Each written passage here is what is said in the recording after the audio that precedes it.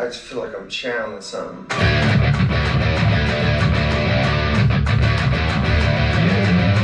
Sick! Let's go!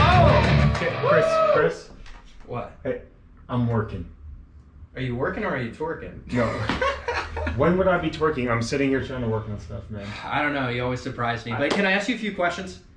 Brother, I love you, and we can talk a little bit, but I got to do this first. All right. Okay. I hear you. All right, brother. I love you, man. I love you too. All right, shut the door on your way out. Okay. Thanks, man. Appreciate it. All right, so I finally wrangled in my man Anthony Esperance, personal friend, and he happens to be a freaking rock star. He's in the band Roach, and he's the mastermind behind some of their great new hits, like Kill the Noise, right? Kill the Noise. Where Did the Angels Go? Yes. You wrote Falling Apart. Yes, I don't know sir. about you guys, but I'm a total rock nerd. And I remember the first time I met Anthony at a group get-together with some dudes in Austin. I asked him what he did. He said he was in a band, and when he said Papa Roach, I was like a kid in a candy shop. I freaked out. So, anyways, he is the man. He even wrote the hook for this new YouTube channel, and it is bang. Anthony, thanks for joining me. Brother, I love you. I love you too. We've known each other like maybe a month, and But- I love you already. Dude, I can say I love you too, man. Like, it's cool with friendship, you know, don't you find like sometimes you just have a spark? Yeah. You know, you have common connections. We both love dad Yep. jokes, and we love Family Guy, Yep. and just rock, and next thing you know, you're best bros. When we met, it's funny because like it was like a guy's dinner, and so you're kind of bouncing around meeting Yeah. these different men in the area. Meeting You and different I, men. it made me feel like it was like speed dating For bromance. for total like straight dudes, by the way. Absolutely. But me and I Chris, like girls, you know. yeah, we like women. Yeah. I have a girlfriend. She's beautiful. She is. I haven't met her though, but She's right there, by the way. oh she's yeah, I like got that. the picture. And there goes the GoPro. So no more of this. Okay. Well, you know, first time actually ever having GoPro footage for me Yeah. on the YouTube channel, so big moment. Cool. Love it. So, brother, by the way, we got to start here. How did you get into music? Also, like, where are you from? But ultimately, how did you start this journey in the music world? All right, so I grew up in Northern California in a town called Pittsburgh, it's near Walnut Creek. It's like Bay Area-ish. And my parents are musicians. So literally, man, every week my mom and dad would have rehearsals in our living room. So I'm talking full PA, guitars, bass, drums. And so I sat there as like a 4 or 5, 6-year-old Dang. watching them do this. And it was inevitable that, you know, later on in life, I asked my dad, hey, can I get a drum set? And he was like, maybe, right? Like, I don't know, it's really loud. And so Santa brought it to me when I was 8 years old, and that was it. Good old Santa. You know, Santa hooked it up. it makes me, he's a good guy, you know. He brought me a PV guitar when I was a kid. That's my dad. And, you know, I played it for like 2 months and then never stuck with it again. And look at you now. You took it and ran with it and became a rock star. So I kind of want to know about the journey, just like how did you know music was your passion? Dude, it actually ironically hit that day, like Christmas morning. Like, I always knew I had melodies in my head because I'd hear my dad sing, and I knew I liked music, but I was more, as a kid, focused on, you know, kid shit, like catching frogs and playing with Batman and whatever. Did you catch any frogs? I did. Okay. Any big ones or like? No toads.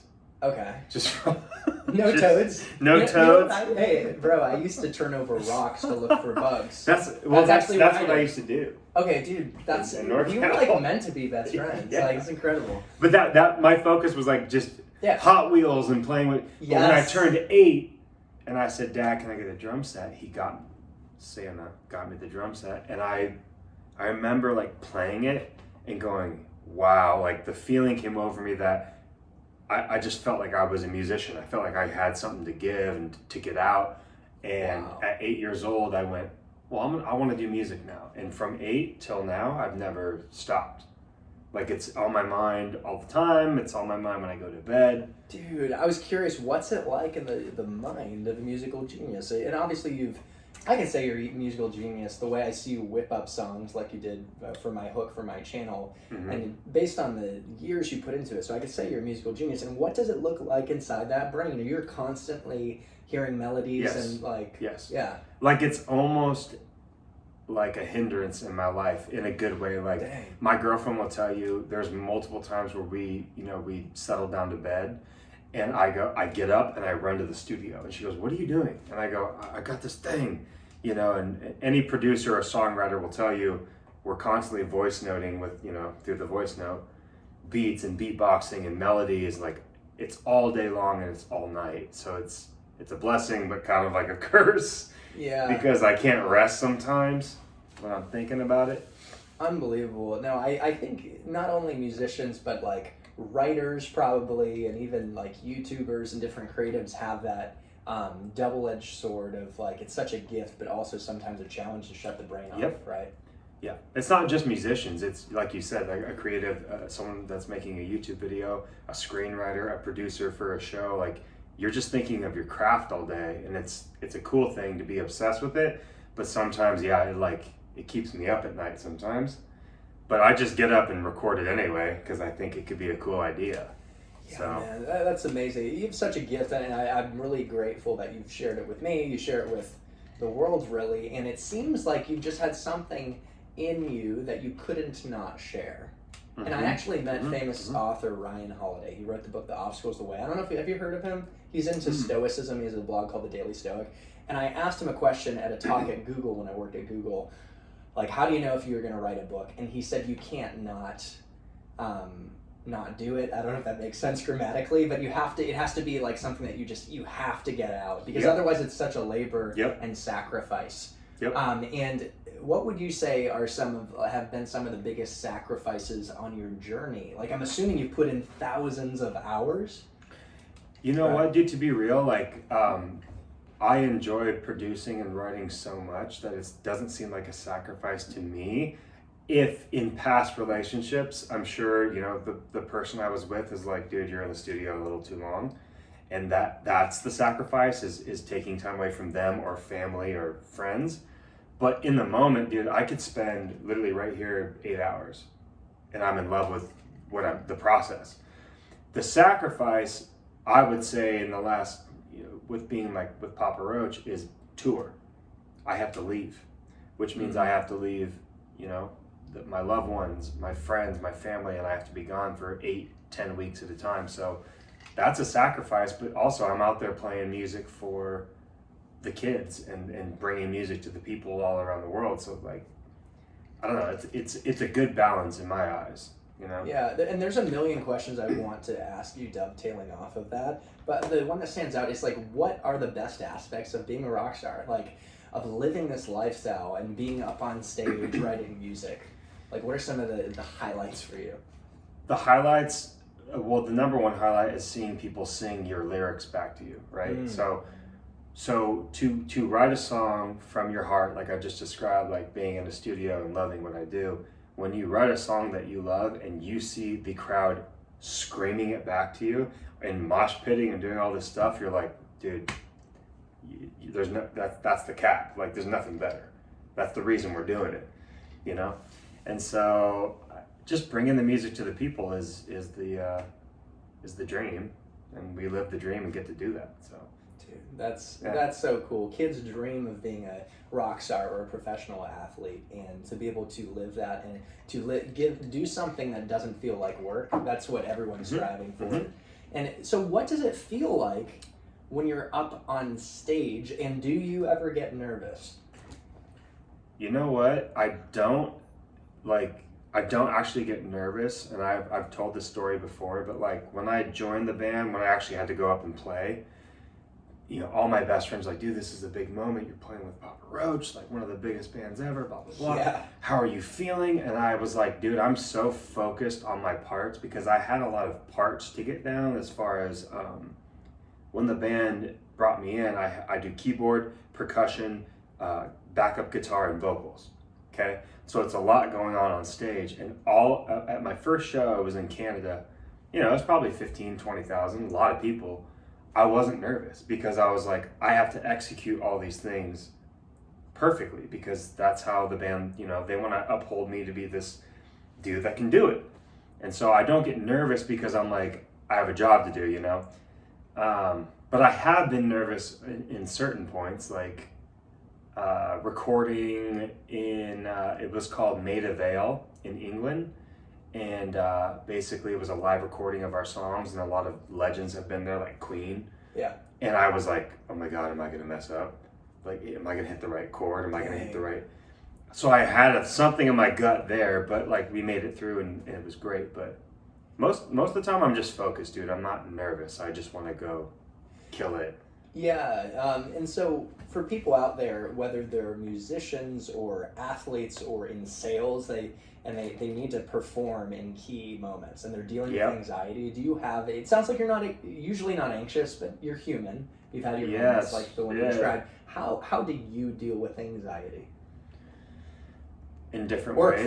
Or pressure, you know. I deal with it in different ways, man. I'm not really consistent with how I deal with it. Anxiety like has came on in my life the last like couple years, and so I mean, you know, when I was a drinker, I would drink, and then I would get a little bit closed off, I think. But overcoming it is talking to my people, like my group, my core, my brother who's in the band with me. Oh, that's awesome. Calling my parents, like those things, just reaching out to a friend. Like I would call you if I felt like anxiety. I got your back. I would just call you. Yeah. Because when I was younger, I thought I could do everything on my own. Like, I'm confident. I can handle this. No. I love calling my friends now, you know, in my life and getting over the anxiety hump or whatever is going on. So, guys, I think that's a key lesson for all of us, is that it actually takes the most strength to ask for help and to lean on people that are in your circle that care about you. And so I know I can count on you, Anthony. You can count on me. Absolutely. And, guys, I encourage you to, in the tough moments when you're dealing with pressure, anxiety, lean on the people that you know you can count on in your life, and be that person for others. So, 100%. Hey, you know, on a lighter note, Peter, do you like pickles?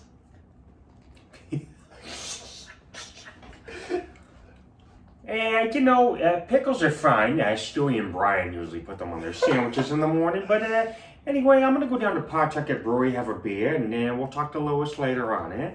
Peter. Oh, Peter.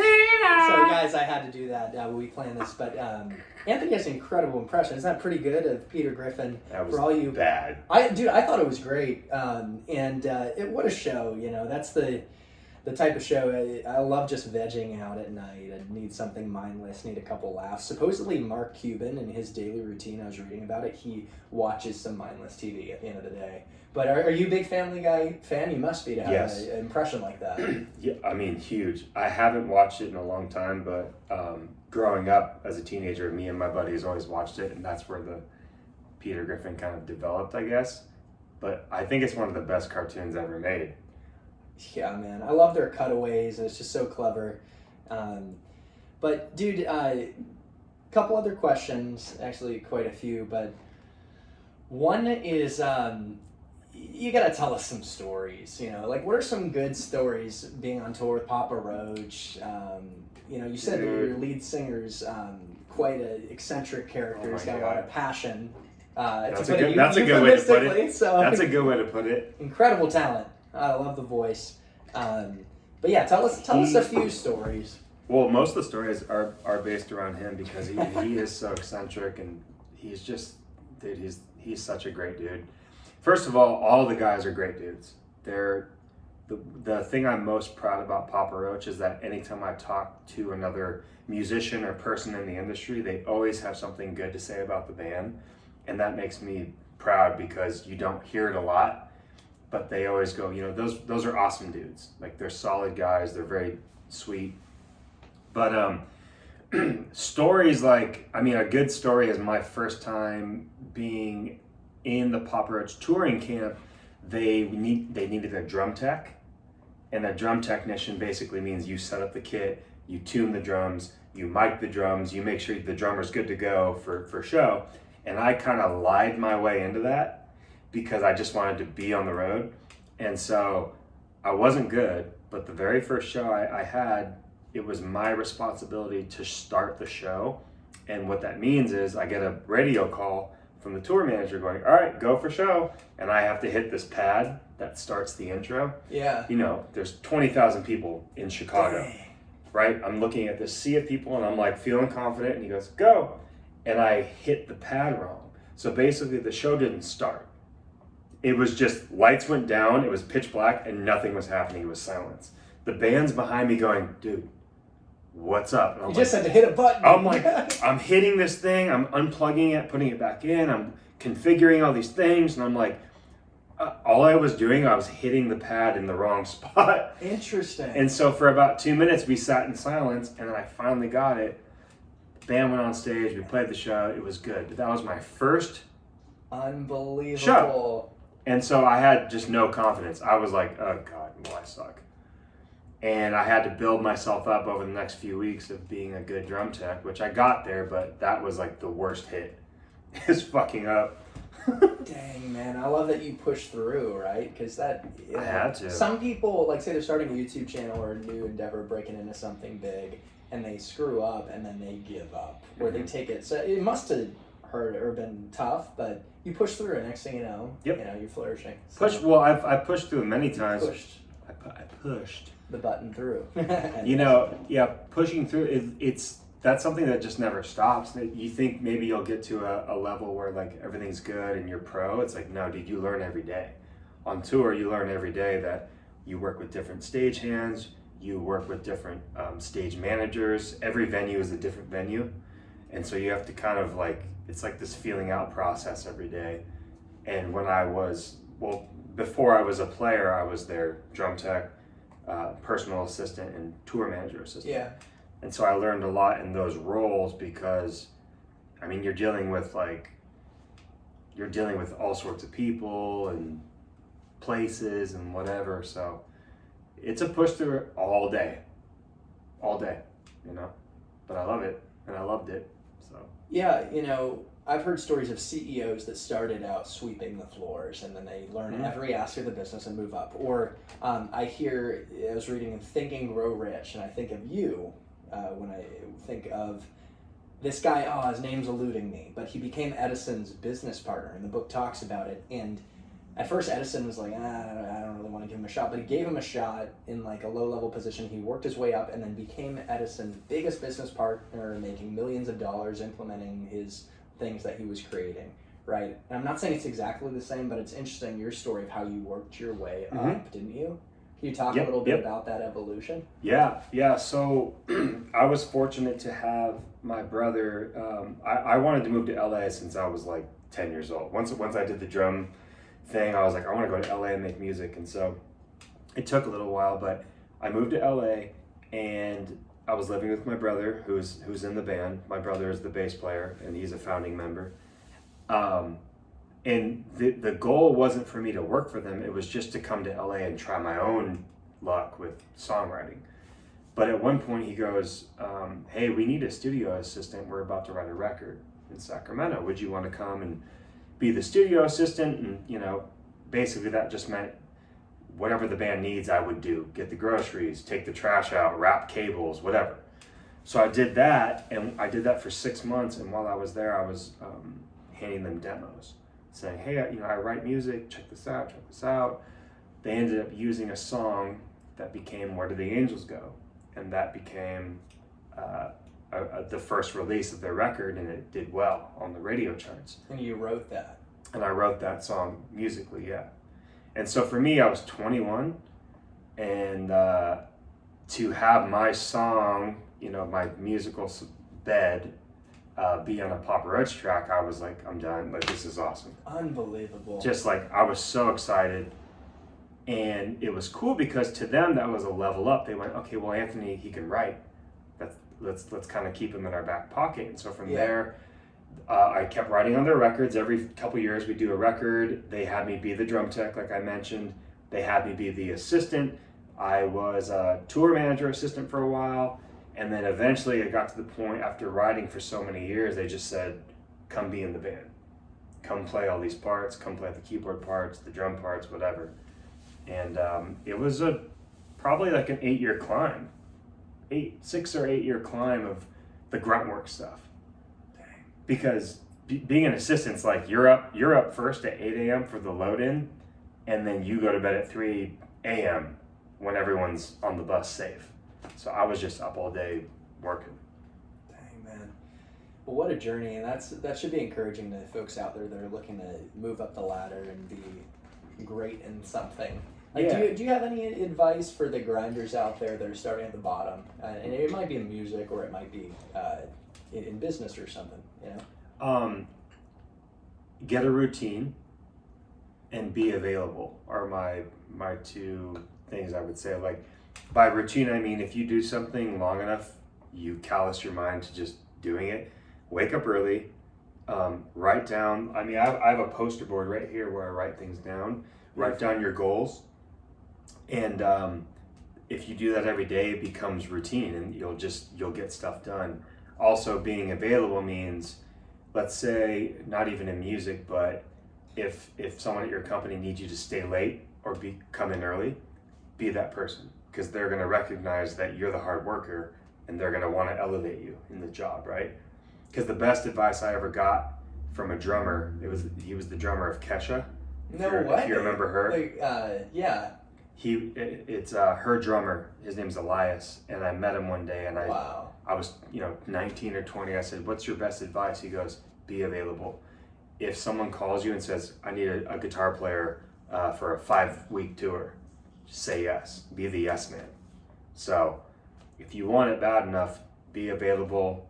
Wake up early, get your conditioning ready for whatever you're going into, and I think that's how you get success. Dang, that is great. And another thing I think of is, now that you're in Papa Roach, you've been in Papa Roach, you're traveling all the time, you have so much going on. How do you take care of your well-being amidst all of this? How do you sustain yourself? Are there habits that are or interesting outside the box things that you do? Yep. Just like I was saying about my critiques on people wanting to get success, I have routines. So I wake up when I wake up. I don't set an alarm. I'm not really like that. Yeah. Sometimes if I want to get an early morning run in, I'll do it. But most of the time I wake up, I make my bed, because making your bed, there's this great video of a retired Navy SEAL that talks about how important it is to make your bed proper, because it's task completion. It's the first task in the morning that you completed, and you can have this sense of like, I did this. Because then the next thing you do is going to be something great too. Like, okay, I finally got that chapter written in my book I've been trying to write. And then from there you go, I'm going to get that workout in that I was trying to do. Boom, you're building momentum. You build momentum. Yeah. So that's what I do. I make my bed, I have my coffee, and I have my bullet points right here where I'm like, what did I want to do today? And so I get that done. And then music is cool because it just comes to me during the day, dude. Like, I could be cooking and a melody is like churning, and I run in here and I put it down, and I go off of that, and yeah, I don't know. I just go off of my gut instinct, I guess. Yeah.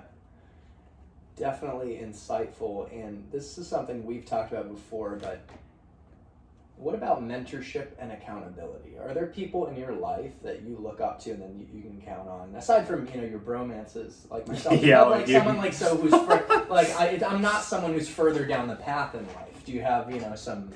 Dude, you are a good inspiration to me, man. Like, you're very passionate, and so you're thrown in the hat with the people that I'm like, seeing anyone.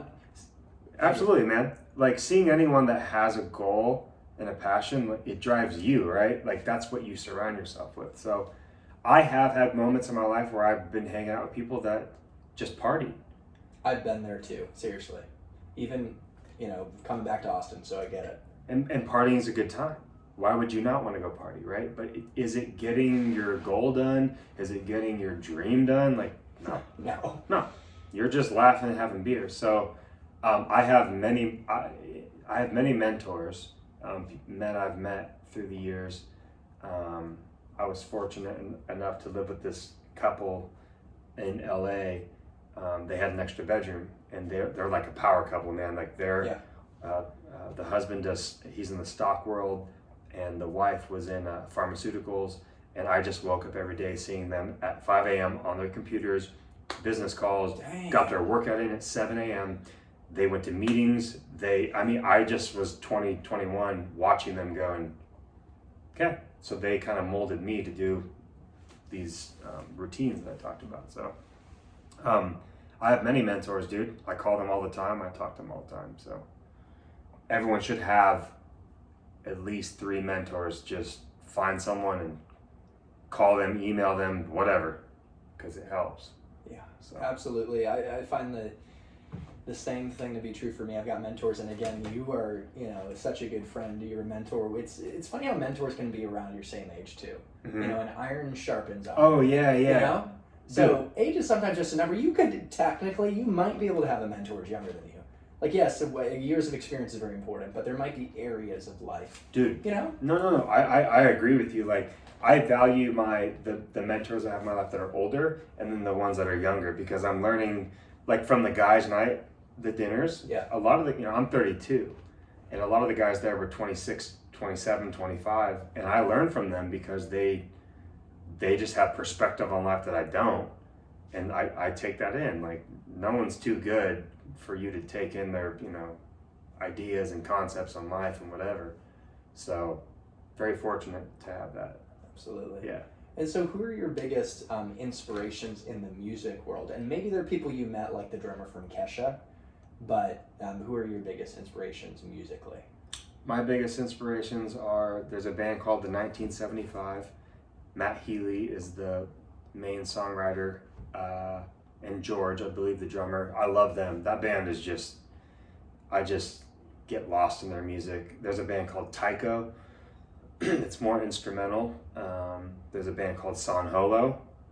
I like that, San Holo. San Holo. Yeah. My other inspirations, and then in the metal rock world, I would say Bring Me the Horizon. I love Bring Me the Horizon. Die For You. The way that they went from, metalcore screamo to, dude, they have songs on their new records that are like pop. Yeah. It's pop. And for them to translate and do that and have crowds still love it, like, that's my goal, is that in my head I have all these different genres I like to write. I like doing alternative rock, metal, pop, jazz. Like, one day I want to do hip hop. And so I want to kind of create a body of work where I can do that and have the crowd still be into it. I don't like when it's genre specific, Yeah, so you're saying the direction you're moving in is a flexible direction where you can, have rock, it's hybrid. And hip hop. It's hybrid. It's hybrid, yeah. Yeah, that's cool. It almost makes me think of, I'm thinking of hybrid theory, Linkin Park. I was thinking that too. Yeah, right. It's like, maybe it's just the word, but I think that is cool, man. Whenever you combine different disciplines or things, you can create something new and beautiful at that intersection. And so, by the way, as we're wrapping up here, this has been incredible, super insightful. I want to know a little bit about some of the places that you've traveled. I see that you have a sick board of spots that you've gone to. Let's just bring the camera over for a second. Yeah. And check it out. Look at this, guys. All these cool spots. This is the board that I haven't fully pinned yet, but it's mostly everything. And it's in the entryway. So if you look, when I come in the house, this is one of the first things that you will see. And for me, that's the gratitude map, dude, because Gratitude map. we have got to go to some awesome places. And I would say the most interesting ones, South America. Okay, so we basically hit every country in South America. Up here in Canada was super fun. And then Europe, obviously a cluster, because we go all the time there. So many there. That's one of our biggest fan bases. We're very lucky. And then this is crazy, Russia. Wow. Almost Mongolia. These were a trip because it's when I first started with the band, like I was telling you guys about being a drum tech. That's what I was doing then. So picture being in a rural eastern city of Russia and trying to set up a drum kit with someone that does not speak English. Dang, what an experience, man. So speaking of traveling, the key is now, I guess we'll do this in selfie mode to finish. You're that much taller than me? I don't know. People tell me that I seem taller when I stand up.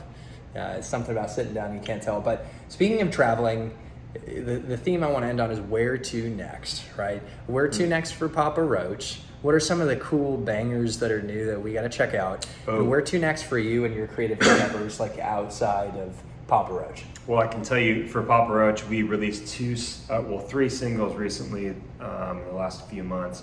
Swerve, Kill the Noise, Dying to Believe, all on Spotify, Apple Music, all platforms. We're very proud of those. They're doing great. I love those songs.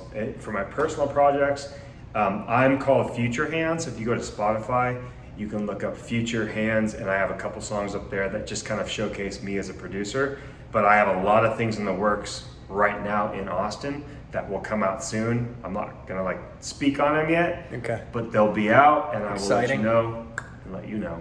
Awesome. So, hey, well, this isn't the last time we're going to have you on, and I want to make sure people can find you, follow you. Yeah. So let's give some calls to actions, right? Like, should they check out your Insta? Can they Can they check out your website with your music? And where can they look to for the latest? I'm assuming Spotify for the latest Papa Roach music and tours and things.